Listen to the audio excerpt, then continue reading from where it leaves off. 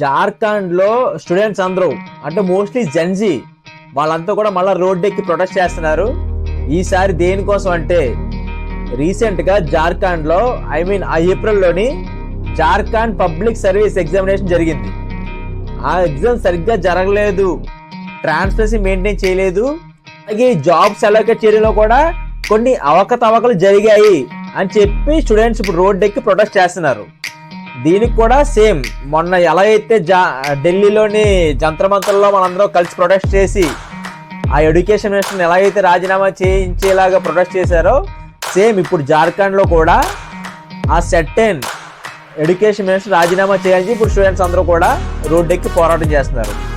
వాళ్ళు పోరాటం ఏంటంటే mainly not only resign, proper గా సిబిఐ ఎంక్వైరీ జరగాలి.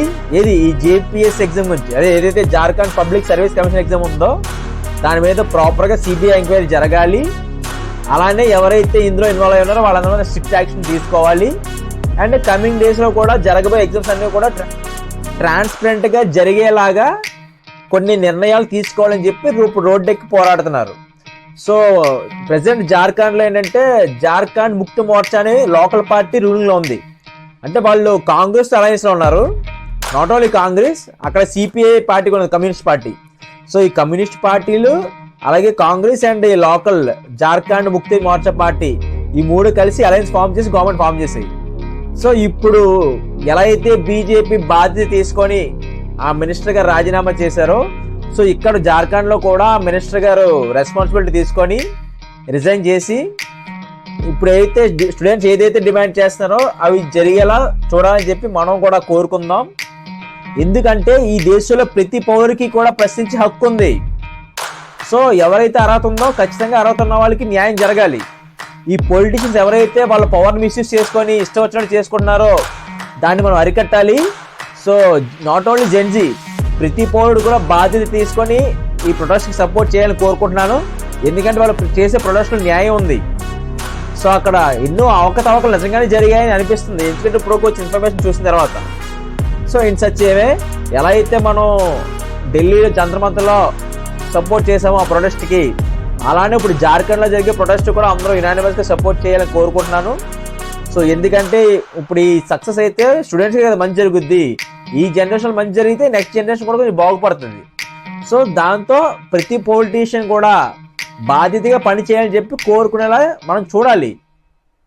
అంతేగాని ఇష్టం చేసుకుంటానంటే ఇంకా ఊరుకునేది లేదు. సో మనందరం కలిసి పోరాడదాము. Yeah, I will resign. Let them first 25 days, let them go on hunger strike.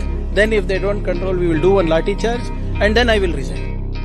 నిన్న ఈ ఎడ్యుకేషన్ మినిస్టర్ ఎవరైతే జార్ఖండ్ ఎడ్యుకేషన్ మినిస్టర్ ఉన్నారో మాట్లాడితే ఏమంటున్నాడు, రీసెంట్ గా మరి ఢిల్లీలో 25 days ప్రొటెస్ట్ చేశారు కదా, 21 days హంగర్ స్ట్రైక్ కూడా జరిగాయి కదా, లాఠీ చార్జీలు ఎంతో మంది స్టూడెంట్స్ కూడా ఎఫెక్ట్ అయ్యారు. ఇవన్నీ జరిగిన తర్వాత కదా గవర్నమెంట్ దిగొచ్చి ఈ ఎడ్యుకేషన్ మినిస్టర్ రాజీనామా చేశారు. సేమ్ అవే ప్రోటోకాల్స్ అన్ని ఇక్కడ ఫాలో అవ్వని ఎవరో ఒకరు వచ్చి హంగర్ స్ట్రైక్ చేయమని చెప్పి 25 days, ఆ తర్వాత లాఠీ చార్జ్ ఇవన్నీ జరిగిన ఇన్సిడెంట్స్ చూసిన తర్వాత అప్పుడు రాజీనామా చేస్తా అని చెప్తున్నాడు. సో ఇంకా ఆయన మనిషి అనాలా ఏమనాలో తెలియదు. అంటే వీళ్ళు ఎంత ధైర్యంగా ఇంత దిగజారిపోయి మాట్లాడుతున్నారంటే ఇంకా పొలిటీషియన్స్ పరిస్థితి ఎలా ఉందో అసలు ఊహించుకోండి. అంటే కళ్ళు ఎంత ఎత్తికెక్కేసే వాళ్ళకి, ఎందుకంటే మనం ఎప్పటి నుంచో ప్రశ్నించకపోవడం వల్ల ఇవన్నీ. సో కనీసం ఇప్పుడైనా సరే రిలీజ్ అయ్యి అందరూ యునానిమస్గా ప్రశ్నించాలి. చూడండి ఎలా మాట్లాడుతున్నాడు. అంటే ఇన్ఫాక్ట్ ఒక యాంగిల్లో ఆయన చెప్పింది 100% తప్పని చెప్పలేము, కాకపోతే దాన్ని బేస్ చేసుకొని అలాగే అక్కడ అంతా ఫాలో అయ్యారు కదా అది కూడా ఇక్కడే ఫాలో అవ్వండి అని చెప్తే అది ఒక సెన్స్లెస్ థింగ్ ఉంటుంది కదా, దాన్ని మనమే సపోర్ట్ చేస్తాము.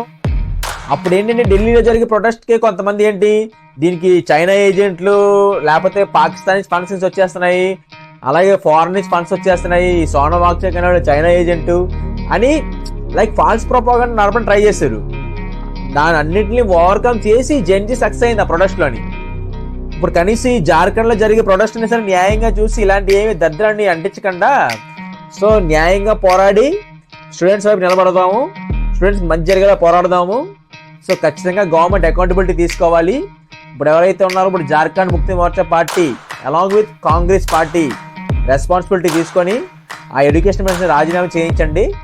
అట్ ద సేమ్ టైం ఏమైతే డిమాండ్ చేస్తున్నారో ప్రాపర్ సిబిఐ ఎంక్వైరీ జరగాలని కోరుకుంటున్నారు ఈ ఎగ్జామ్ మీద. సో అది జరిపించాలని కోరుకుంటున్నాను. అలానే కూడా నెక్స్ట్ టైం ట్రాన్స్పరెన్సీ మెయింటైన్ చేయాలి ఈ జాబ్స్ అలోకేట్ చేయడంలో కానీ, అలానే ఎగ్జామ్స్ కండక్ట్ చేసే విధానంలో కూడా. సో ఇవన్నీ కూడా వాళ్ళ డిమాండ్స్ నెరవేరాలని కోరుకుంటున్నాను. జై హింద్. నేను భారత్ మహాన్కి జై.